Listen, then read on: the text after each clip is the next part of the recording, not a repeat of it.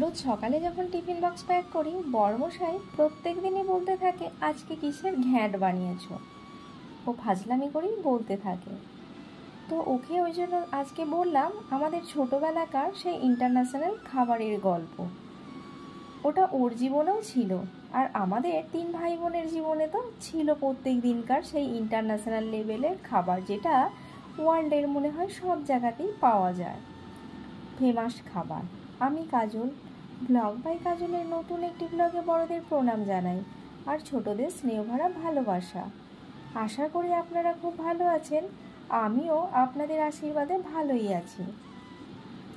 আর বর্মশাই টিফিন বক্সে সকালে ব্রেকফাস্টের জন্য দিয়ে দিয়েছি সুজির উপমা। সুজির উপমা কী করে বানাতে হয় এই রেসিপিটা আমি বেশ কয়েকটা ভিডিওতে শেয়ার করেছি। আর দিয়ে দিলাম টক দই। আর লাঞ্চের খাবারের জন্য দিয়ে দিচ্ছি ভাত, সাদা ভাত। ও দুপুরে সাদা ভাত খায় আর বিকালে ব্রাউন রাইস। বিকালে মানে রাতে। ও রুটি খায় না, রুটি খেলে ওর গ্লুটেনে খুব অ্যালার্জি, মানে ওর গ্যাস হয়ে যায়, তাই ও খেতে চায় না। আর একটা টিফিন বক্সে দিলাম ওই স্নেক গোড মানে হুপা পেঁয়াজ ভাজা আর একটা ডিমের অমলেট। তারপর এটা দিয়ে দিলাম ফুলকপির সবজি আর মুসুরির ডাল, যেটা আমি টমেটো দিয়ে বানিয়েছিলাম। বেশ কয়েকদিন ডাল দিতে পারছিলাম না, কারণ ডাল দিলেই ওর পচে যাচ্ছিল, বাজে গন্ধ হয়ে যাচ্ছিল ভীষণ গরমের জন্য।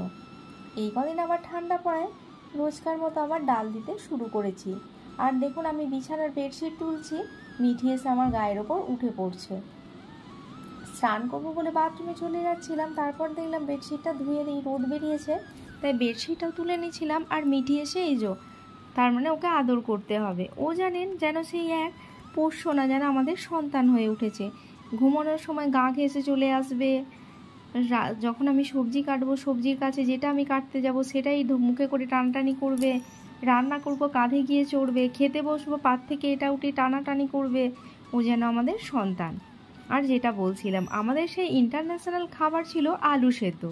সকালে ব্রেকফাস্টে ছিল আলু সেদ্ধ মুড়ি।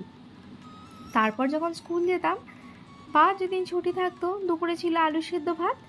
আবার স্কুল থেকে এসে সবজির সাথেও ছিল আলু সেদ্ধ ভাত নয় মুড়ি। আবার রাতে আলু সেদ্ধ আর দুধ ভাত। আমাদের ইন্টারন্যাশনাল খাবার ছিল একদম সেই লেভেলের, আলু সেদ্ধময় আমাদের জীবন ছিল। সকাল থেকেই চালু হতো আলু দিয়ে, আর শুতে যাওয়ার আগে পর্যন্ত আলু। আলু আর মুড়ি আর ভাত আমাদের ছিল কমন খাবার।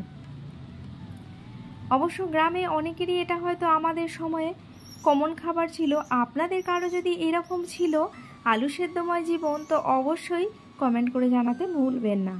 আর গল্প করতে করতে আজকে একটু বাজারে যাওয়ার ছিল, ঘুরে টুরে চলে এসেছি। তারপর সবজি কাটছিলাম, মিঠি এরকম টানাটানি করছিল।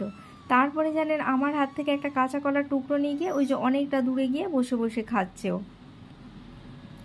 খাওয়ার থেকে নষ্ট করে বেশি, কিন্তু আমি যেটা কাটবো ওর সেটাই লাগবে, সেটাই হাত থেকে টানাটানি করবে, সে বাচ্চা একেবারে বাচ্চাদের মতো। তো আজকের মতো এই পর্যন্ত বন্ধুরা, দেখা হবে আগামীকাল নতুন একটি ব্লগ নিয়ে। ততক্ষণ আপনারা খুব ভালো থাকবেন। Bye bye.